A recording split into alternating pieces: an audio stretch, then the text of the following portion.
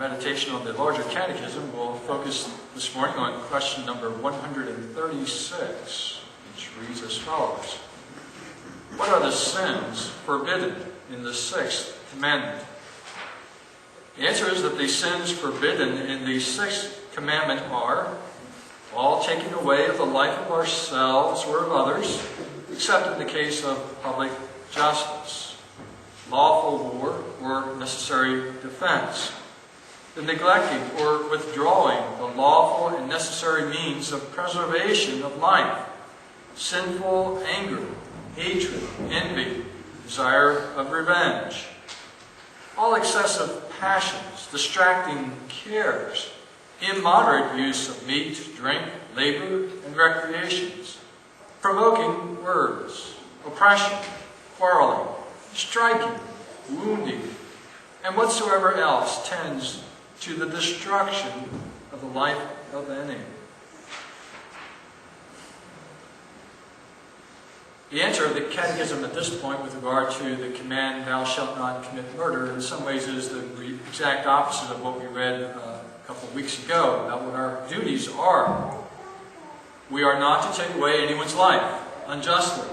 We are to preserve each other's life and do all that we can to ensure that that life flourishes and grows before God. So that requires that we should look for all means whereby we can enhance life.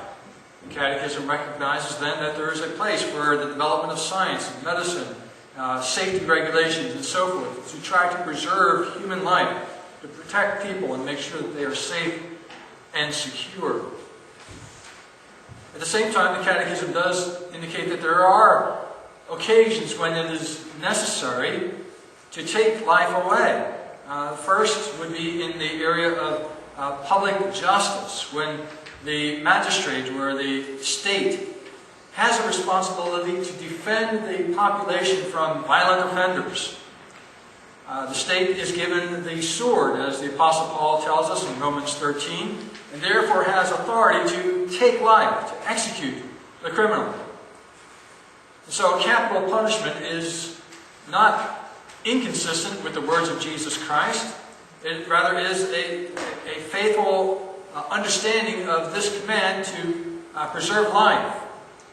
Many of those today who oppose capital punishment would appeal to the words of Jesus, especially in the Sermon on the Mount, that we are to turn the other cheek, and that we should love our enemies and do good to them that despitefully use us. And so therefore capital punishment, in the minds of some, is no longer warranted within a Christian society.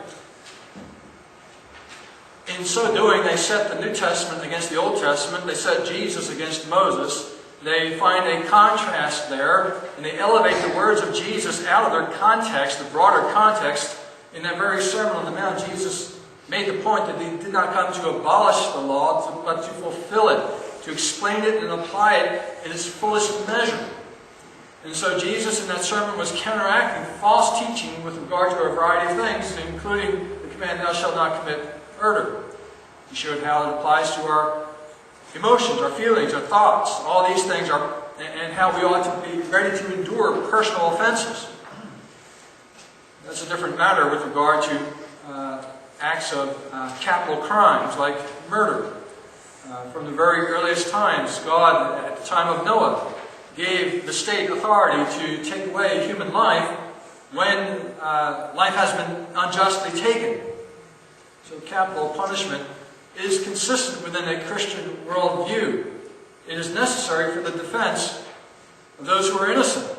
And apart from the use of this tool, this aspect of justice, people's lives will be put at risk, either in allowing an offender to roam free among them, or if you put him in a prison, then you are again paying a second penalty in terms of sustaining him the course of his life over the course of 40, 50 years or more, and so enduring a considerable burden. Justice demands that those who take innocent life should meet with justice. The reason for that is not just simply to protect society, but because an offense has been taken against God Himself. We are made in God's image. So an act of murder is not merely something on the horizontal scale, taking away of someone else's innocent life.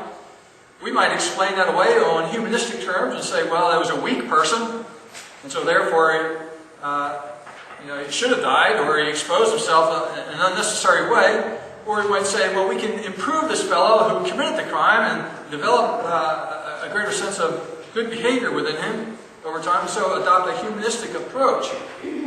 The Scriptures don't allow us to do that. Man is made in God's image, and an attack against man is also an attack against God who created him. And so therefore, the capital punishment is necessary. The defense of the country also against aggressive offenders is necessary as well. There is a concept of a just war. The country must defend itself against an aggressor nation. And so we must do what is necessary to defend ourselves. And that includes building tanks and missiles and bazookas, doing the kinds of things that we need to defend ourselves. And not just simply to allow others to continue on in their threats against our country.